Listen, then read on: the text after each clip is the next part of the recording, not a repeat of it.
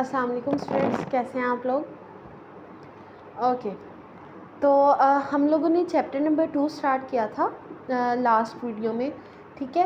उसका नाम क्या था? इंट्रोडक्शन टू बायोकेमिस्ट्री, ठीक है। उसके अंदर हम लोगों ने दो कंपाउंड्स की टाइप्स पढ़ी थी।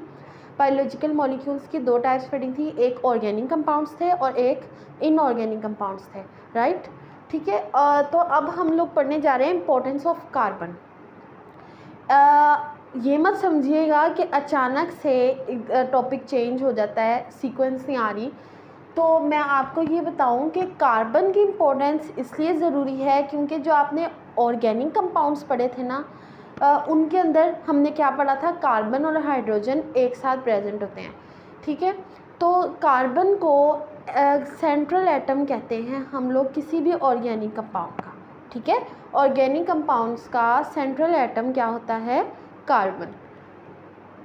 तो अब हम देखते हैं कि कार्बन की इम्पोर्टेंस क्या है लिविंग ऑर्गेनिजम्स में या कंपाउंड्स में, ओके। जो कंपाउंड्स लिविंग ऑर्गेनिजम्स के अंदर प्रेजेंट हैं उनमें कार्बन की क्या इम्पोर्टेंस है और किस वजह से ये इम्पोर्टेंट बना हुआ है, okay.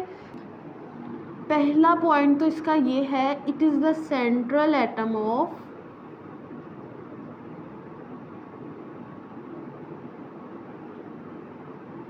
Organic compounds,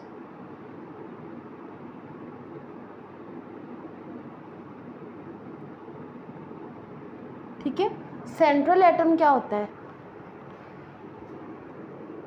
for example oxygen है, इधर H है, इधर भी H है, इसका सेंट्रल एटम क्या है? ऑक्सीजन, है ना। अब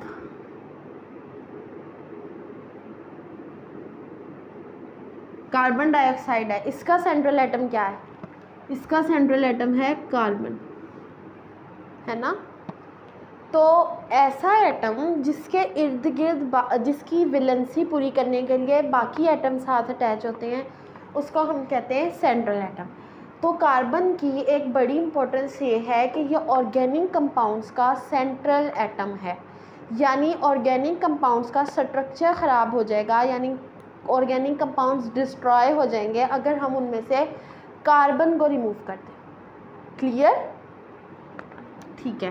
तो दूसरा इसका ये है, इम्पोर्टेंस इसकी ये है कि इसके पास यूनिक प्रॉपर्टीज़ होती हैं। क्या है इसकी यूनिक प्रॉपर्टीज़? यूनिक प्रॉपर्टीज़ किस तरह? मतलब जो प्रॉपर्टीज़ इसके पास हैं वो पूरे पीरियोडिक टेबल में किसी और एलिमेंट्स के पास कम मिलती हैं, ओके। कार्बन के पास बहुत यूनिक और फ़ायदेमंद इम्पोर्टेंट प्रॉपर्टीज़ हैं, ओके। और इन्हीं यूनिक प्रॉपर्टीज़ की वजह से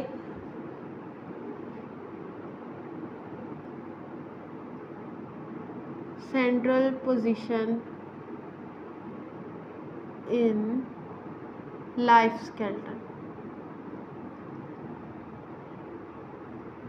ठीक है। कार्बन की यूनिक प्रॉपर्टीज़ हैं, ऐसी प्रॉपर्टीज़ जो पीरियोडिक टेबल में किसी और एलिमेंट के पास मौजूद नहीं है। इसकी ये प्रॉपर्टीज़ लिविंग ऑर्गेनिजम्स के लिए फ़ायदेमंद भी हैं और हमने जैसे कि पढ़ लिया कि ये ऑर्गेनिक कंपाउंड्स का सेंट्रल एटम भी है। इस वजह से लिविंग ऑर्गेनिजम्स के अंदर भी ज़्यादातर ऑर्गेनिक कंपाउंड्स ही प्रेजेंट होते हैं, ठीक है। तो ऑर्गेनिक कंपाउंड्स अगर उनमें ज़्यादा हैं तो इसका मतलब लाइफ का जो स्केलेटन है वो डिपेंड कर रहा है किस पे? कार्बन पे। क्यों? क्योंकि हमने पढ़ा कार्बोहाइड्रेट्स में भी कार्बन है, लिपिड्स में भी कार्बन है, और उसके अलावा प्रोटीन्स में, डीएनए आरएनए में, इनकी बैकबोन्स ही क्या हैं? कार्बन से मिलके बनी हुई हैं। तो इसलिए हम कहेंगे कि सेंट्रल जो पोजीशन है वो किसकी है स्केलेटन ऑफ लाइफ में? वो है कार्बन की, ओके।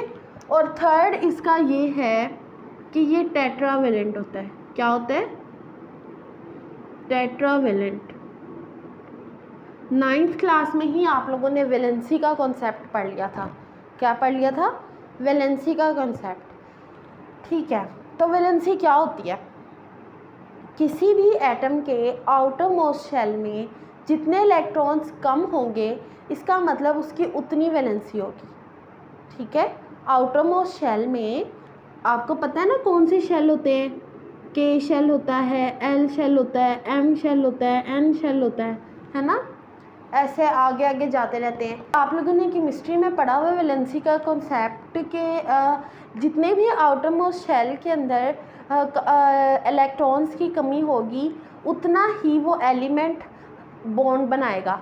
किस लिए? क्योंकि उसको उतने ही इलेक्ट्रॉन्स की ज़रूरत है और वो बॉन्ड बनाएगा, और जब वो बॉन्ड बनाएगा तो उसकी वैलेंसी सेटिस्फाई हो जाएगी। तो कार्बन की वैलेंसी टेट्रावेलेंट है, यानी कि 4 है। 4 इलेक्ट्रॉन्स की कमी है इसको अपने आउटर मोस्ट शेल में, ओके। और वो 4 इलेक्ट्रॉन्स की कमी किस तरह से पूरी करता है? ये बनाता है कोवलेंट बॉन्ड्स। क्या बनाता है? Covalent bonds.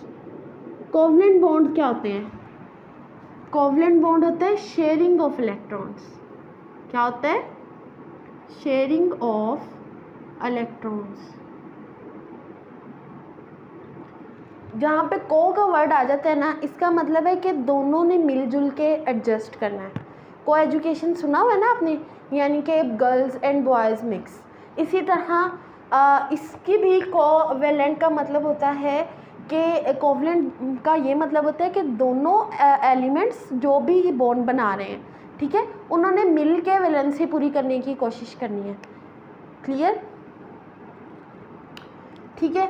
अब जिस तरह मैं आपको बताती हूँ कोवलेंट बॉन्ड ऑक्सीजन के साथ कार्बन डाइऑक्साइड में ही देख लेते हैं। अगर हम ऑक्सीजन के साथ ये डबल बॉन्ड बना रहा है ताकि इसकी वैलेंसी क्या हो जाए, इसके पास 4 बॉन्ड बनाने की एबिलिटी है ना, क्योंकि इसकी 4 वैलेंसी है, ठीक है, 4 वैलेंसी है, तो इसने क्या बनाने हैं? 4 बॉन्ड्स। और 4 बॉन्ड्स ये तभी बना सकता है जब कोई इसके साथ 4 इलेक्ट्रॉन्स अपने शेयर करे, ठीक है। तो ऑक्सीजन इसके साथ 4 इलेक्ट्रॉन्स शेयर कर रहा है अपने, ठीक है, ओके। तो ये कोवलेंट बॉन्ड बनाता है, टेट्रावेलेंट होता है, वैलेंसी इसकी 4 होती है, यानी ये 4। अच्छा, डायरेक्शंस कितनी होती हैं? नॉर्थ, साउथ, ईस्ट, वेस्ट, ठीक है, यही डायरेक्शंस होती हैं ना। अब कार्बन की वैलेंसी इतने मज़े की है, यानी कि सिर्फ 4 डायरेक्शंस कवर हो जाएंगी इससे। अब देखें, किसी भी चीज़ को 4 साइड से सपोर्ट मिलेगी तो वो कितनी स्टेबल होगी, ठीक है।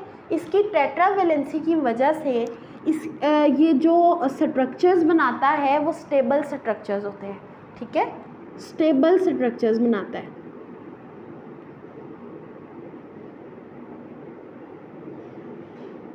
Stable structures. और बॉन्ड कौन सा यूज़ करता है? Covalent bond. कोवलेंट बॉन्ड के थ्रू ये स्टेबल स्ट्रक्चर्स बनाता है जिसके अंदर लीनियर चेन भी होती है, ठीक है। लीनियर चेन का मतलब यूँ होता है, वैलेंसी पूरी कर दो, 4H लगा दो, 4 बॉन्ड्स इसके पूरे कराने हैं हर तरह से, ठीक है।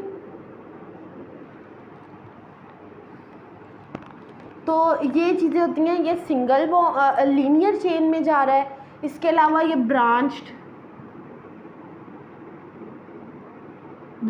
स्ट्रक्चर्स भी बनाता है, रिंग्ड स्ट्रक्चर्स भी बनाता है, रिंग की फॉर्म में। ये आप लोग आगे स्ट्रक्चर्स आएंगे, आप लोग पढ़ेंगे ये स्ट्रक्चर्स, ठीक है।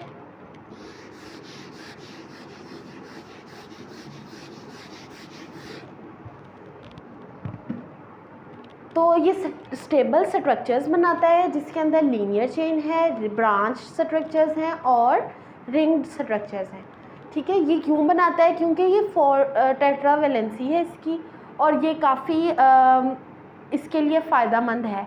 4 डायरेक्शंस, 4 तरफ से मतलब इसको सपोर्ट मिलेगी, 4 इलेक्ट्रॉन्स इसको सपोर्ट करेंगे, जिसकी वजह से ये काफ़ी स्टेबल स्ट्रक्चर्स बनाता है।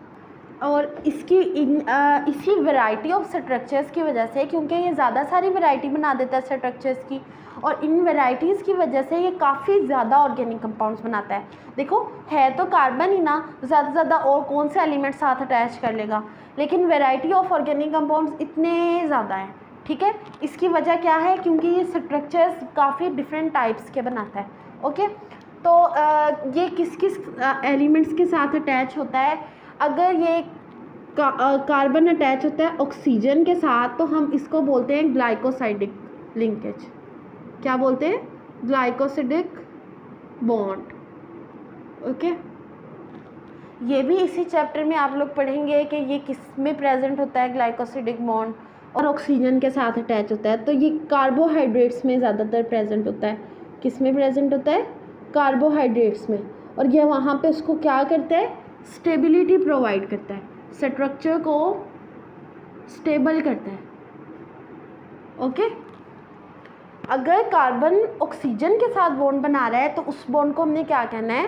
ग्लाइकोसिडिक लिंकेज भी कह सकते हैं इसको। और ये किस में होता है? कार्बोहाइड्रेट्स में बनाते हैं ज़्यादातर, और ये स्टेबिलिटी प्रोवाइड करते हैं किसको? कार्बोहाइड्रेट्स के स्ट्रक्चर को स्टेबल कर देता है। ठीक है, अगर ये ऑक्सीजन के साथ बॉन्ड बना रहा है। अगर यही बॉन्ड ये हाइड्रोजन के साथ बना रहा है, इस बॉन्ड को हमने क्या कहना है? Carbon hydrogen bond. ठीक है, इसको हमने क्या कहना है? Carbon hydrogen bond. Carbon hydrogen bond में एनर्जी स्टोर होती है। क्या होता है? Energy store. अब जितनी भी बैकबोन्स कार्बन हाइड्रोजन से मिलके बनी होंगी, इसका मतलब कि वो जो कंपाउंड्स होंगे, वो जो एलिमेंट्स होंगे जिनको कार्बन हाइड्रोजन मिलके बना रहे होंगे, उनके अंदर हाई एनर्जी होगी। ठीक है, क्योंकि ये एनर्जी स्टोरिंग बॉन्ड होता है। कौन सा? Carbon hydrogen bond. अगर यही बॉन्ड ये नाइट्रोजन के साथ बना देता है, ठीक है, इसको बोलते हैं पेप्टाइड बॉन्ड। क्या बोलते हैं? Peptide bond. ये प्रोटीन्स में होता है। ठीक है, किधर होता है? प्रोटीन्स में। एमिनो एसिड्स, ठीक है, एमिनो एसिड्स आपस में ज्वाइन करेंगे थ्रू द पेप्टाइड बॉन्ड, जो कार्बन नाइट्रोजन बॉन्ड की वजह से बनेगा। ठीक है, उसको बोलना है पेप्टाइड बॉन्ड। ज़्यादा सारे अमीनो एसिड्स मिलेंगे किसके थ्रू? पेप्टाइड बॉन्ड के थ्रू, और मिल के बना देंगे प्रोटीन्स। ठीक है, समझ आ गई? प्रोटीन्स के अंदर होता है कार्बन नाइट्रोजन बॉन्ड। अगर कार्बन सल्फर के साथ बॉन्ड बना दे, इसको बोलते हैं कार्बन सल्फर बॉन्ड या सल्फाइड बॉन्ड। ठीक है,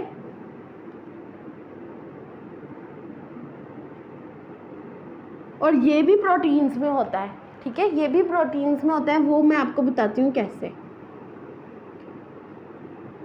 अगर एमाइनो एसिड्स इस तरह से अटैच हो रहे हैं ना, मतलब ये एक एमाइनो एसिड है, फिर ये दूसरा, ये तीसरा, ये चौथा, ये पांचवा, तो इनके दरमियान जितने भी बॉन्ड होंगे वो पेप्टाइड बॉन्ड होंगे। ठीक है, कौन से बॉन्ड होंगे? Peptide bond. और अगर ये इस तरह से किसी और चेन के साथ अटैच होना चाहेंगे तो ये जो लिंकेज होगी इसको हम सल्फाइड, डाइसल्फाइड लिंकेज कहेंगे। ओके, ठीक है, तो ये इम्पोर्टेंस ऑफ कार्बन में ये हम लोगों ने कार्बन की प्रॉपर्टीज़ पढ़ी हैं। ठीक है, सबसे पहले हमने पढ़ा ये सेंट्रल एटम होता है किसी भी ऑर्गेनिक कंपाउंड का। ठीक है, यानी ऑर्गेनिक कंपाउंड्स में जो सबसे ज़्यादा जो सेंट्रल तौर पे मौजूद है वो क्या है? कार्बन। वो क्यों मौजूद है? क्योंकि इसके यूनिक प्रॉपर्टीज़ हैं। ठीक है, यूनिक प्रॉपर्टीज़ ये की वजह से ही ये कि लाइफ का जो स्केलेटन है उसके अंदर सेंट्रल रोल प्ले करता है। इसके अलावा इसकी जो मेजर प्रॉपर्टी है वो टेट्रावेलेंट है, ये इसकी 4 वैलेंसी होती है, जिसकी वजह से ये 4 कोवलेंट बॉन्ड बना सकता है। ठीक है, 4 कोवलेंट बॉन्ड बना सकता है, और ये कोवलेंट बॉन्ड्स, इन कोवलेंट बॉन्ड्स की को ये इतने अच्छे, इतनी कन्फिगरेशन, अरेंज्ड कन्फिगरेशन में बनाता है कि ये स्टेबल स्ट्रक्चर बना देते हैं। स्टेबल स्ट्रक्चर्स में लीनियर चेन भी होती हैं, ब्रांच्ड और रिंग चेन्स भी ये बनाता है। इसी वजह से ये vast variety of organic compounds बनाता है, क्योंकि इसकी स्ट्रक्चर्स बनाने की जो एबिलिटी है वो काफ़ी ज़्यादा है। अगर ये बॉन्ड बनाता है ऑक्सीजन के साथ, इसको ग्लाइकोसिडिक बॉन्ड कहते हैं, और वो कार्बोहाइड्रेट्स में ज़्यादातर बनाता है, जहाँ पे ये स्ट्रक्चर ऑफ कार्बोहाइड्रेट्स को स्टेबल करता है। ठीक है, कार्बन हाइड्रोजन बॉन्ड है इसके कहाँ पे, इसमें क्या होता है? एनर्जी स्टोर होती है।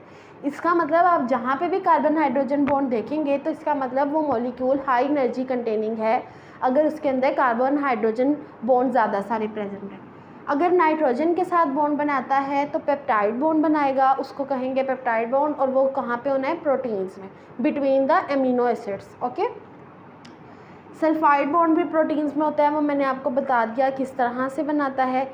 इसके अलावा अब इसने अपनी प्रॉपर्टीज़ बता दी है ना, तो अब इसने दो तरह के मॉलिक्यूल्स बनाने हैं, ठीक है। कार्बन ने ऑर्गेनिक मतलब ऑर्गेनिक मॉलिक्यूल्स बनाता है ना, सेंट्रल एटम किसका है, ऑर्गेनिक कंपाउंड्स का। अब हमने देखना है कि ये दो तरह के मॉलिक्यूल्स बनते हैं इनसे, एक होते हैं मैक्रो मॉलिक्यूल्स और एक होते हैं माइक्रो मॉलिक्यूल्स, ठीक है। मैक्रो मॉलिक्यूल्स और दूसरे होते हैं माइक्रो मॉलिक्यूल्स।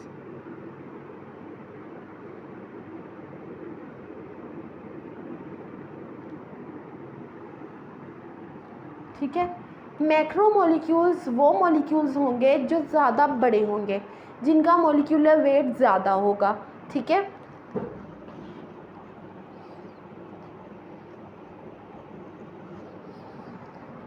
मैक्रो मॉलिक्यूल्स कौन से होंगे, हाई मॉलिक्यूलर वेट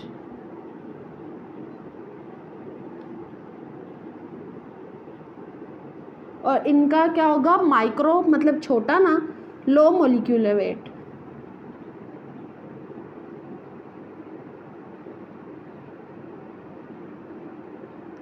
ठीक है, इसका मतलब ये इनका वेट ज़्यादा है तो ये लार्ज इन साइज़ हैं, मैक्रो लार्ज इन साइज़ है, इनका साइज़ भी बड़ा है, फिर इनका वेट कम है तो इनका साइज़ भी कम है, less in size. Okay,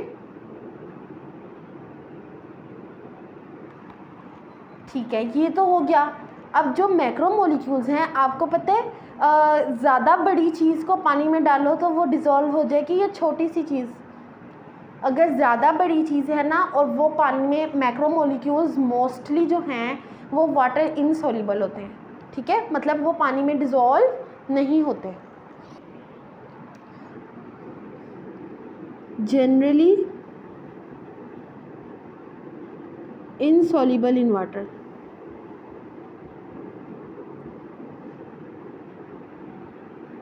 water में ये इनसॉल्युबल होते हैं, ओके, जबकि ये छोटे होने की वजह से ये पानी में हल हो जाते हैं, सॉल्युबल इन वाटर। एक तो इनका मॉलिक्यूलर वेट ज़्यादा है, फिर उसकी वजह से इनका साइज़ भी ज़्यादा है, ऊपर से ये पानी में भी हल नहीं हो रहे, बड़े ही ख़राब है ना, ठीक है, पानी में भी डिज़ोल्व नहीं हो रहे, इसका मतलब ये हमें मतलब ये दिखेंगे। अच्छा, अब इनके पानी में ना डिज़ोल्व होने वाली करैक्टरिस्टिक की वजह से ये स्ट्रक्चरल कंपोनेंट्स बनाते हैं लिविंग ऑर्गेनिजम्स के,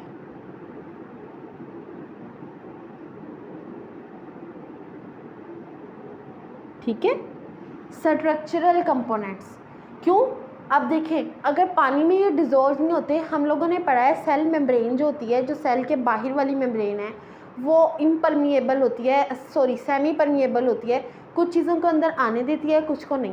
अगर ये खुद ही पानी में डिज़ोल्व हो जाते हुए तो वो ऐसी चीज़ों से मिलके बनेगी कि जो पानी में डिज़ोल्व नहीं होते, क्योंकि वो पानी में अगर डिज़ोल्व हो जाती हुई खुद ही, तो उसने क्या किसी को रोक लेना है, वो तो खुद ही पानी बन गई, ठीक है, खुद ही पानी बन जाएगी ना अगर वो डिज़ोल्व हो जाएगी तो स्ट्रक्चरल कंपोनेंट्स बनाएंगे ये मैक्रो मॉलिक्यूल्स, क्योंकि ये पानी में डिज़ोल्व नहीं होते।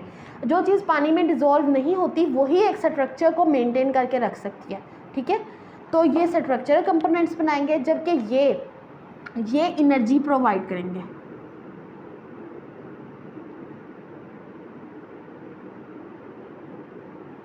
सो वी कैन से ये एनर्जी गिवर्स होते हैं, क्योंकि ये छोटे मॉलिक्यूल्स हैं, ये जल्दी से ब्रेक डाउन हो जाती है इनकी इजीली, और ये टूट के क्या दे देते हैं, एनर्जी। ओके, और ये स्ट्रक्चरल कंपोनेंट बनाएंगे, इनके फंक्शंस भी आपको पता चल गए, एक ने स्ट्रक्चर बनाना है और एक ने एनर्जी देनी है। कुछ माइक्रो मॉलिक्यूल्स तो इतने छोटे होते हैं और इतने अनस्टेबल होते हैं कि वो ज़रा सा उनको कुछ होता है तो वो टूट जाते हैं फ़ौरन। उसमें आपकी एग्जांपल आती है ATP। क्या आती है, ATP। तो आपने ये बात याद रखना ही है, एक तो ये MCQs के हवाले से MD कैट के भी, ATP माइक्रोमोलिक्यूल है, नॉट अ मैक्रोमोलिक्यूल, ठीक है। और दूसरी बात आपने ये याद रखनी है कि एनर्जी करेंसी है, ठीक है, एनर्जी करेंसी। ओके, अब एक ऐसा पॉइंट है जो दोनों एक दूसरे के लिए करेंगे, ठीक है। ये स्टोर करेगा, स्टोर माइक्रोमोलिक्यूल्स,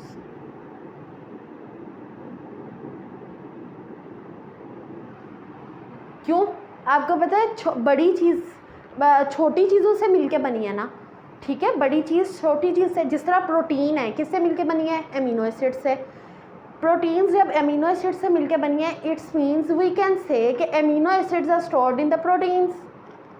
कह सकते हैं ना हम कि प्रोटीन्स में अमीनो एसिड स्टोर हैं। इसी तरह प्रोटीन्स अगर मैक्रोमोलिक्यूल्स हैं तो हम कहेंगे कि ये क्या स्टोर कर रही हैं? माइक्रोमोलिक्यूल, और वो माइक्रोमोलिक्यूल क्या हैं? Amino acids. ओके, इसके अलावा माइक्रोमोलिक्यूल्स के लिए हम कहेंगे कि ये क्या करती हैं? They form macromolecules.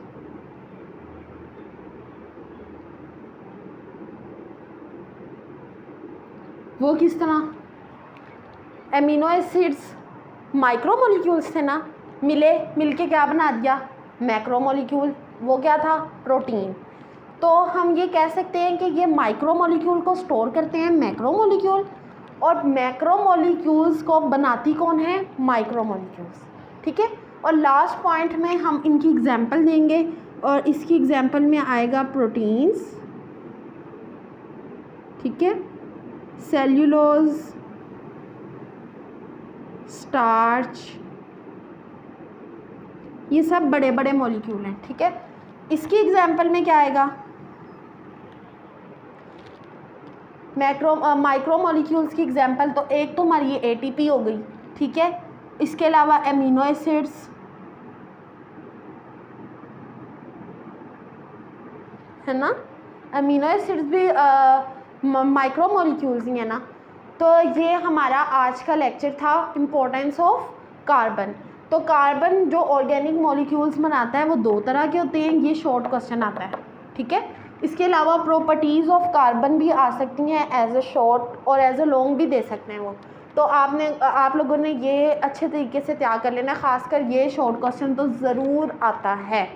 ओके, तो ये तैयार कर लीजिएगा विद एग्जांपल। कोई समझ नहीं आई तो मुझे बता दें, मैं आप लोगों को कमेंट सेक्शन, आप लोगों के कमेंट्स पढ़ के बता दूंगी, शॉर्ट बना दूं या कमेंट में ही क्लियर करने की कोशिश करूं, लेकिन मैं आप लोगों का क्वेश्चन क्लियर कर दूंगी, ठीक है। तो आप लोग मुझे बताएं अगर आप लोगों को कोई कन्फ्यूजन है या कुछ और, ठीक है। तो आज के लिए इतना ही था, नेक्स्ट वीडियो तक के लिए अल्लाह हाफ़िज़।